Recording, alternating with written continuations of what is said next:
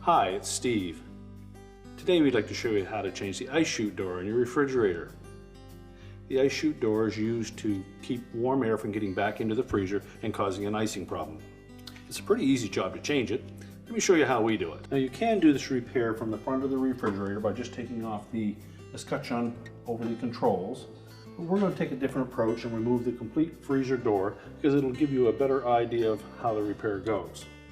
Now before we begin, the first thing we'll do is turn the refrigerator off. And if you have a blanket or something that you can hang over the opening to the freezer to maintain the temperature as best as possible while you do the repair, you might want to get something out. Now next we'll start by taking off the lower access panel so that we can disconnect the water line. So just open up both doors to get better access. So you just grasp one end of that panel and pull it straight out.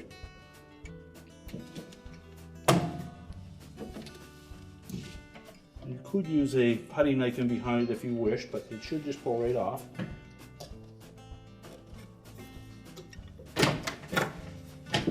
The access panel has little arrowhead plastic tabs that fit into some metal spring clips on either side. So we're just going to set that aside and then locate the water line union. Just pull it out far enough that you can access it.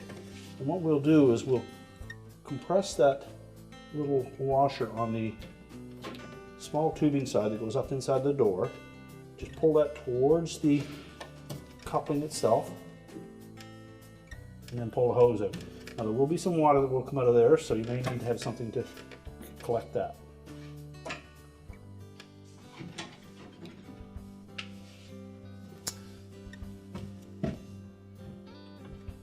We'll just close the doors up. Our first step, remove the screw that secures the hinge cover.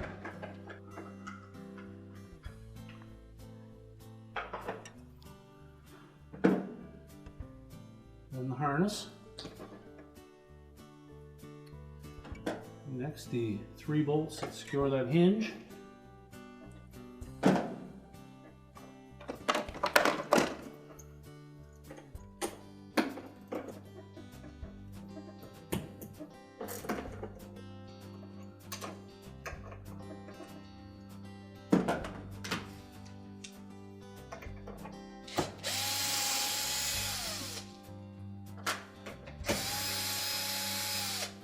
Before you remove all of the screws, make sure that the door is closed tight or have somebody to support it.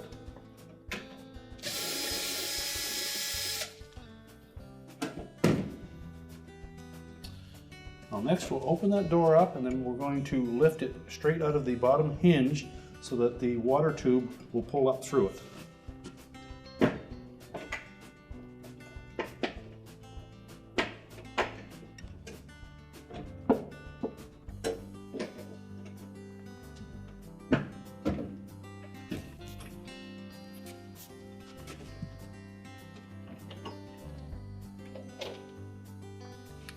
Be careful that we don't sit that door on that tubing so that we don't damage it. And now we'll set that on a suitable work surface where we can do that repair. Now on this model, our next step will be to remove the little drip tray. So we pull it out of the opening. And that will expose 2 phillips screws that secure that escutcheon to the housing. So we'll next remove those.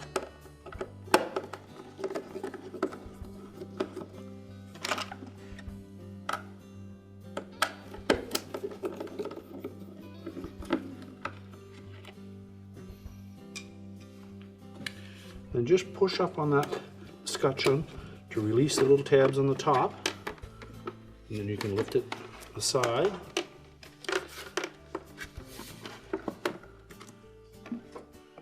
And that will expose the connector. Just gently pull that apart.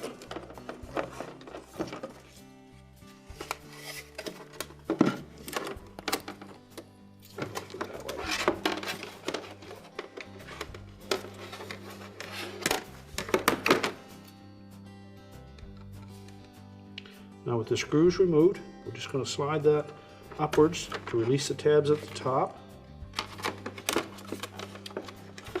And rotate it out from behind the handle.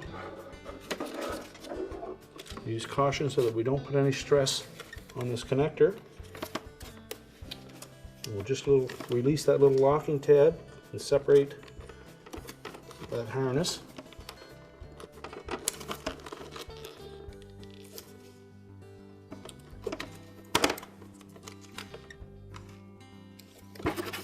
And then we'll set that aside.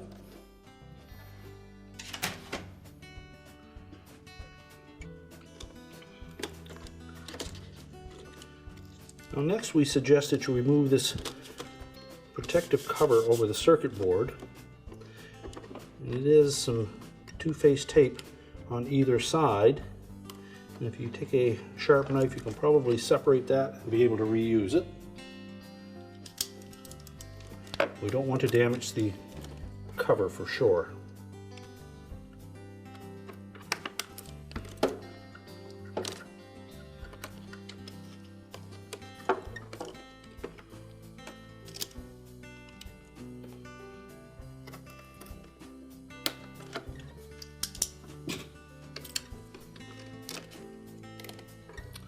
Then lift that cover out and set it aside.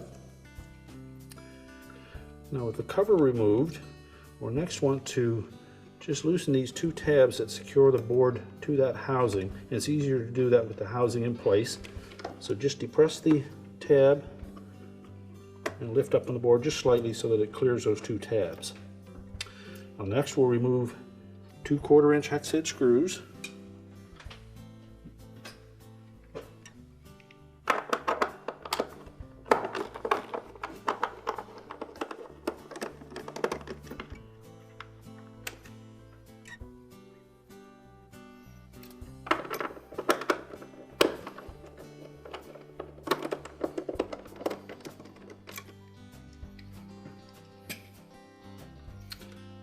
Now you can pull that assembly just down a little bit. And then we'll need to tilt that board completely out of that housing next.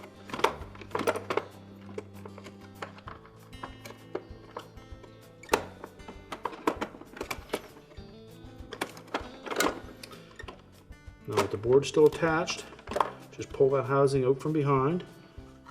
Set that down out of the way. Now with the housing out of the way, we're next going to remove 2 wire harnesses. The small black one has a little locking tab and has a ribbon cable that goes down to that door flap. So just press that.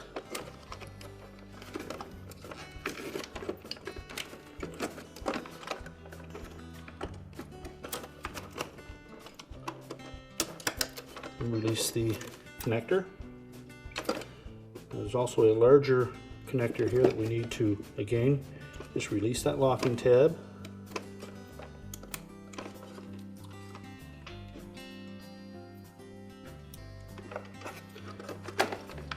And then while holding the board securely, pull it off with the connector. We're just going to set that board aside for now. Well, that gives us access to the Ice Chute door opening mechanism. So we're going to begin by removing the chute, and it is just clipped to the paddle. So we just carefully want to release the tab on either side. And you can use a small flat blade screwdriver. Just gently lift out on those enough to clear it. And there's one tab right on the bottom that fits down into that opening. Just pivot it back and release it. And we'll set that aside. Now with the ice chute out of the way, our next step will be to remove that ice door. We just depress that paddle slightly. You'll see there are 2 tabs that secure that door to this pivot assembly. So just push one end off.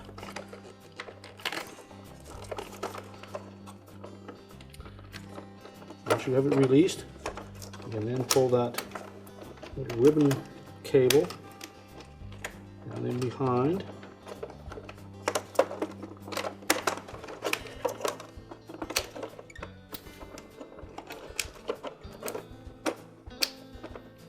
you will need to hold that paddle down enough to clear that connector in behind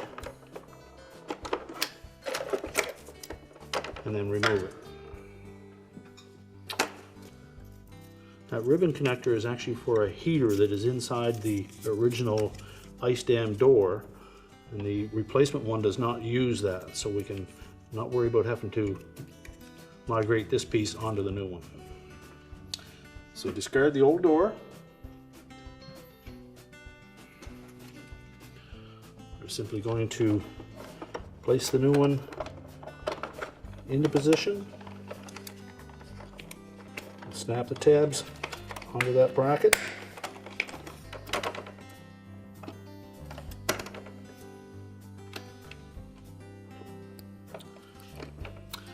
We'll reinstall that ice chute. Again, we'll insert the tab on the bottom first and snap it into place. Now we'll reconnect the control board.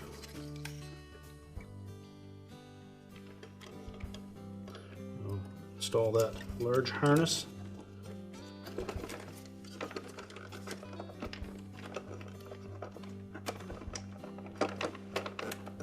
Make sure it's pushed firmly on and that the connector is engaged.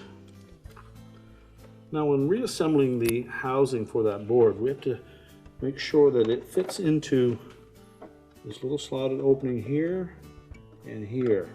If it doesn't, it won't allow that housing to go back far enough so that the actuator switches for both the water and the ice door will get activated. Also note that the grommet for that harness will probably pull out of the hole at the top. We'll be able to push that back in afterwards. So our next step is to take that housing, we'll tuck that in behind that board and make sure we get both of those slots lined up, and we can pivot that board downwards.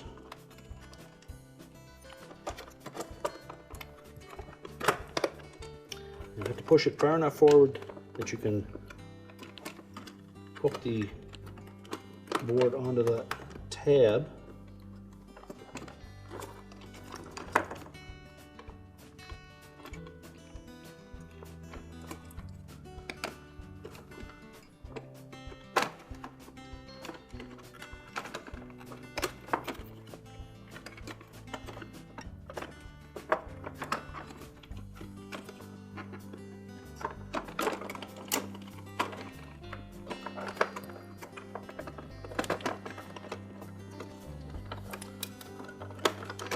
So ensure that it's hooked into the bottom of that bracket first. And then from looking down through the top, we'll make sure that we line up that bracket with those two slotted openings.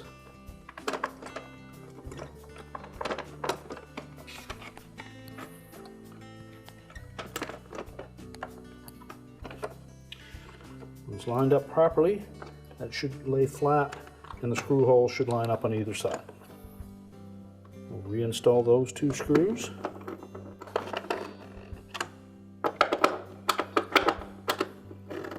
And just tighten those securely.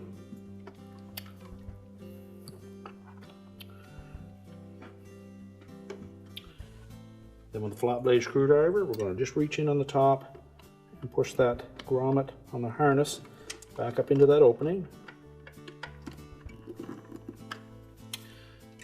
And then remember to press the board down on both corners at the top to engage those two tabs. Then we'll test the paddles to make sure that they do engage those switches.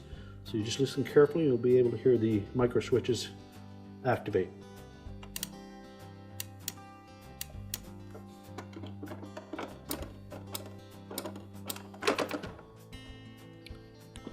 Verify that the ice door closes without any interference on that shield.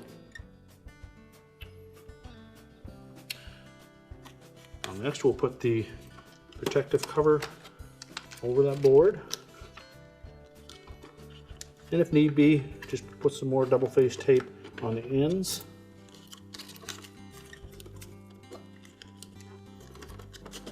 You can retape the harness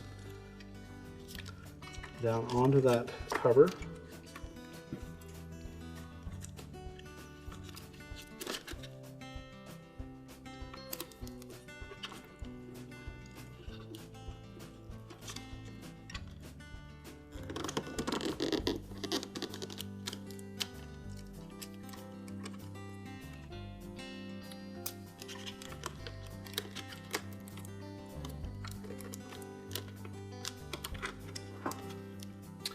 Next, we'll put the escutcheon back in. We want to make sure that we line up that connector.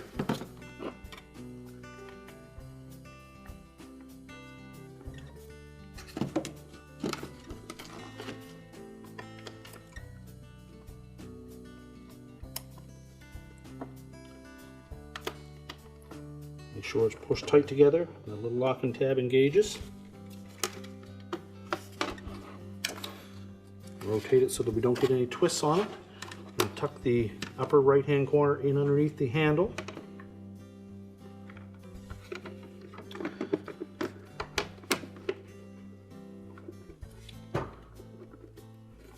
Now, while holding the top flush against the front panel of the door, press it down tight and then slide it down so that it engages on the bottom. We'll reinstall the 2 screws.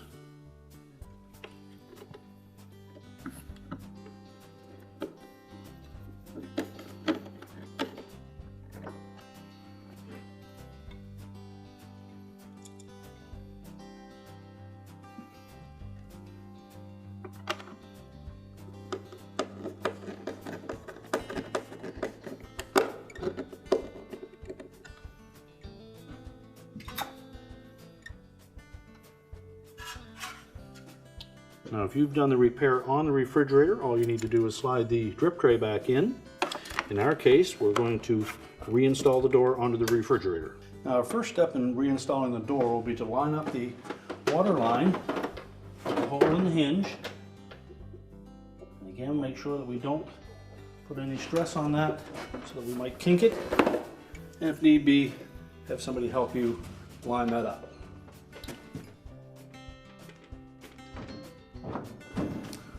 Lower the door onto the lower hinge and just set it in position, and the gasket should hold it tight to the cabinet. We can then pivot that hinge around and reattach it.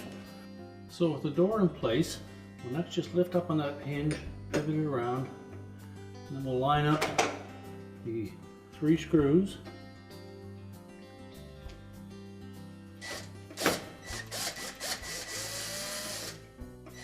We won't tighten those yet until we've lined the door up.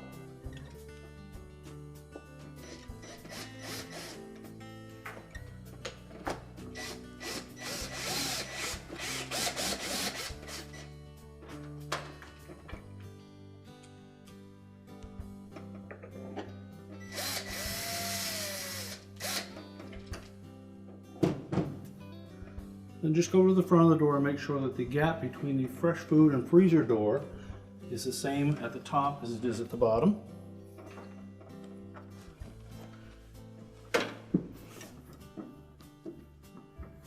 And with the door held in that position, we'll just tighten the screws.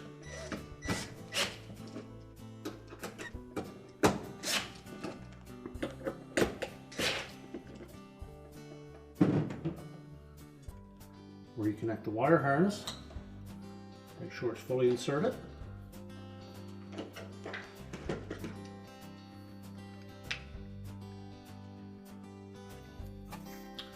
Then position the hinge cover.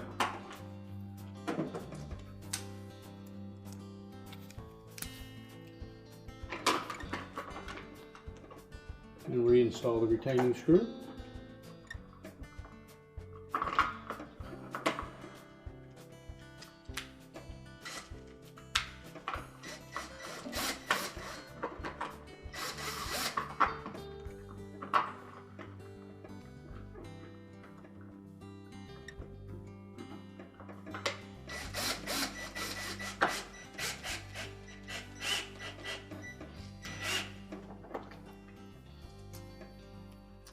now we're ready to reconnect the water line. So next we'll reconnect that water line. Just locate the tubing under the freezer floor. Make sure we have a nice, clean, straight edge on that, and if need be, just cut it with a razor knife. But make sure it's a nice square cut. We're going to fully insert that into the coupling till it bottoms out, and just give it a little tug to lock it in place. We can tuck that in out of the way. And then we'll line up the kick plate. Make sure that we engage the two end tabs into the spring clips. And just make sure that that tab is completely inserted into the spring. And then we can close the doors up. Just remember to turn the refrigerator control back on.